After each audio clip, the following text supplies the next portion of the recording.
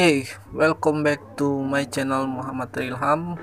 Kali ini aku bakal bahas peraturan YouTube tahun 2020. Mungkin tahun ini emang tahun yang sangat beda untuk YouTube sendiri. Karena semakin ketat dan semakin perhatiannya YouTube dalam segala konten dan maupun peraturannya. Kebijakannya tentu banyak pengguna YouTube itu merasa kesulitan untuk mencapai monetisasi.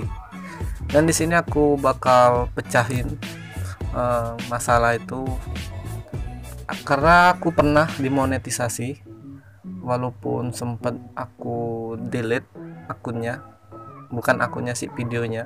Jadi terpaksa ngulang baru. Di sini aku punya YouTube Studio. Jadi buat kalian yang ngerasa mau nge-YouTube, kalian harus punya aplikasi ini, YouTube Studio. Jadi YouTube itu kan sekarang paling pintar.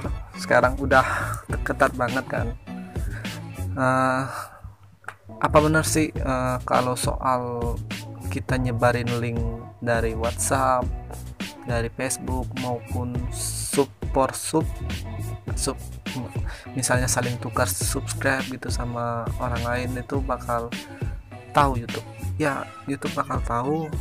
Di sini juga ada trafficnya nanti sudah termasuk di sini. Di sini akun aku ini eksternal. Jadi aku tuh nge-share video ini kebanyakan di WhatsApp maupun Facebook. Ini yang paling tinggi tuh. Jadi yang lain itu sedikit. Dan di sini WhatsApp itu paling tinggi sekitar 76,8%. Dan sedangkan aplikasi YouTube-nya saja 0,5. Alhamdulillah di sini naik 0,3% ya. Semalam cuma 0,2 semenjak aku tahu itu. Jadi aku usahain ini aplikasi YouTube-nya naik, karena emang sekarang katanya YouTube itu tahu banget, jadi bisa menghambat proses monetisasi kita.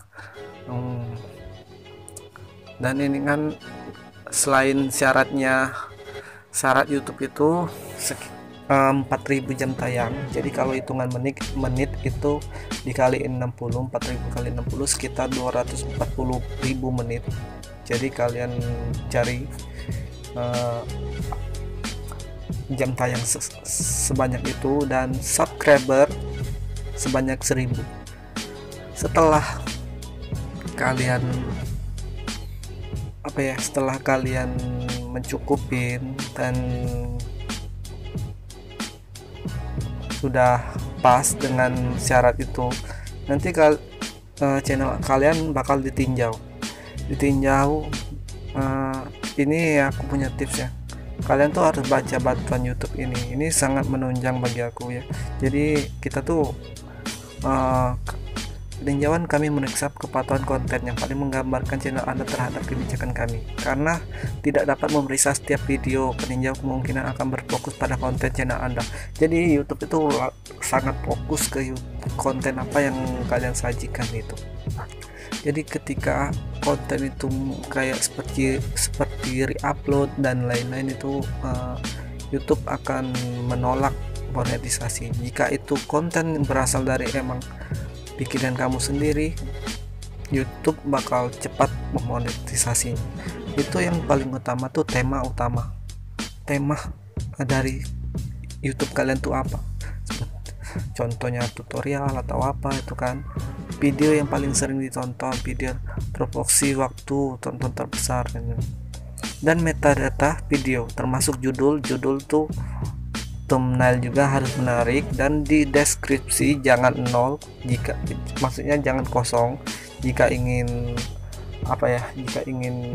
banyak yang nonton, boleh kalian tambahin hashtag atau apalah pokoknya supaya di pencarian juga mudah gitu. Dan di sini ada patuhi pedoman komunitas YouTube.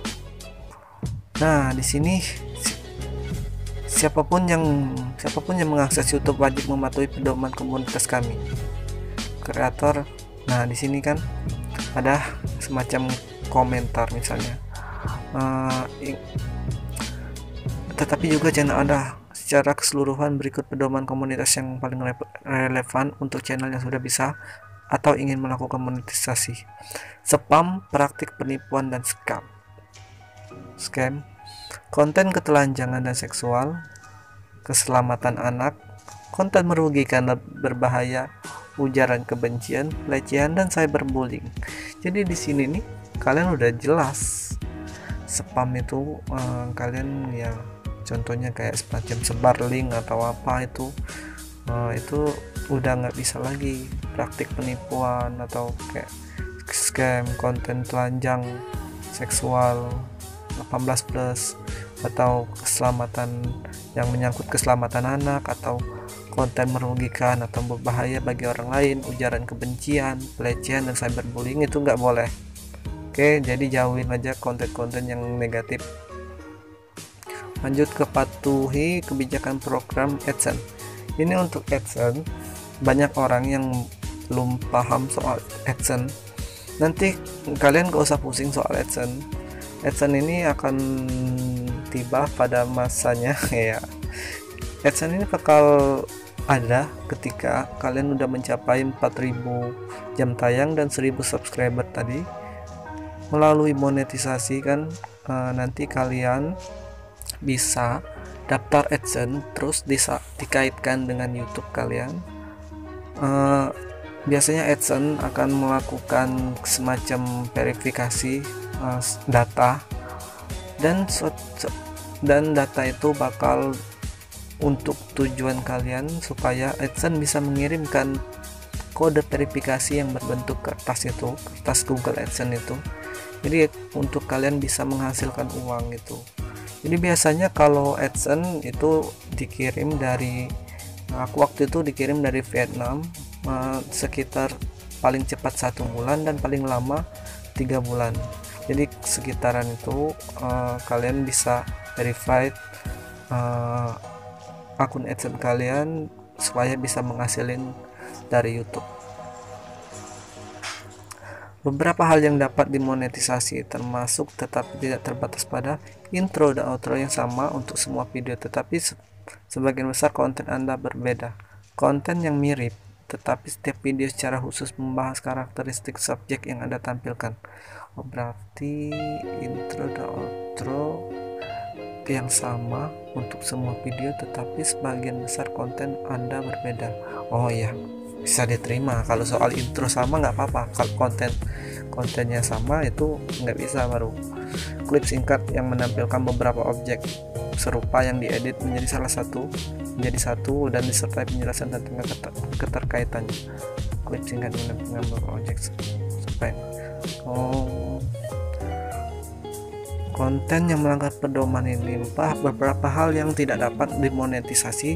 Konten yang secara eksklusif menampilkan pembacaan materi lain yang bukan karya Anda sendiri, seperti teks dari situs atau feed berita,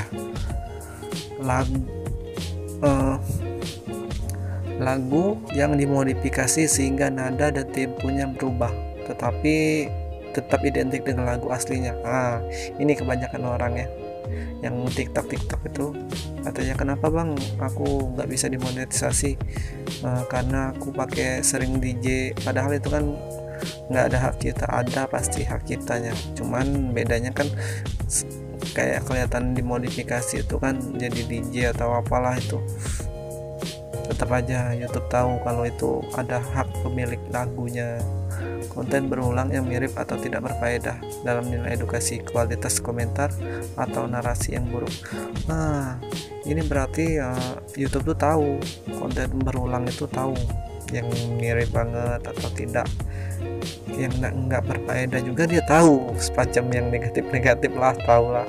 Dengan nilai edukasi, kualitas komentar juga berpengaruh ternyata. Jadi kalian itu harus dapetin komentar-komentar positif juga dari karya kalian gitu.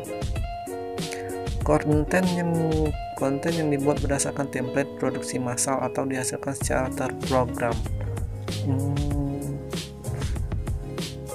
Slideshow, gambar atau teks scroll dengan sedikit atau tanpa narasi komentar atau nilai edukasi.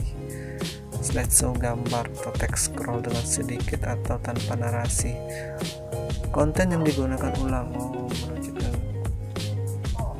saja yang dapat dimonetisasi. Pada intinya, kebijakan ini tertuju untuk memastikan agar kita memonetisasi konten asli yang memberikan nilai bagi penonton. Meski bukan karya asli Anda, tetapi jika ditambah bumbu humor atau analitis, konten tersebut akan berubah menjadi konten yang unik. Pada umumnya, konten tersebut boleh digunakan di channel Anda, namun setiap video wajib mematuhi kebijakan lain. Misalnya hak cipta. Dengan kata lain, konten berulang boleh digunakan jika penonton dapat secara jelas membedakan antara video aslinya dengan video Anda. Meski contoh tersebut tidak melanggar kebijakan monetisasi konten yang digunakan ulang, tetapi kebijakan lain, misalnya hak cipta, tetap berlaku. Jadi guys, intinya YouTube itu udah pinter banget soal kebijakan monetisasi channel YouTube. Jadi buat kalian yang re-upload, cepatan tobat. Dan buat kalian yang nggak mau berkarya dan view-nya gede tapi tetap aja nggak bisa dimonetisasi, mending kalian berkarya aja walaupun yang nonton sedikit. Yakinlah algoritma YouTube insya Allah bakal terjalani kalau kita rajin upload tiap hari. Itu aja sih, ini sebagian pesan aku ya. Aku bahas sedikit tentang kebijakan YouTube sekarang di tahun 2020. Jadi buat kalian yang mau berkarya, silakan gunakan karya kalian sendiri yang berfaedah untuk orang lain, positif. Semangat berkarya, jauhi konten negatif. Salam dari saya Muhammad Ilham. Bye.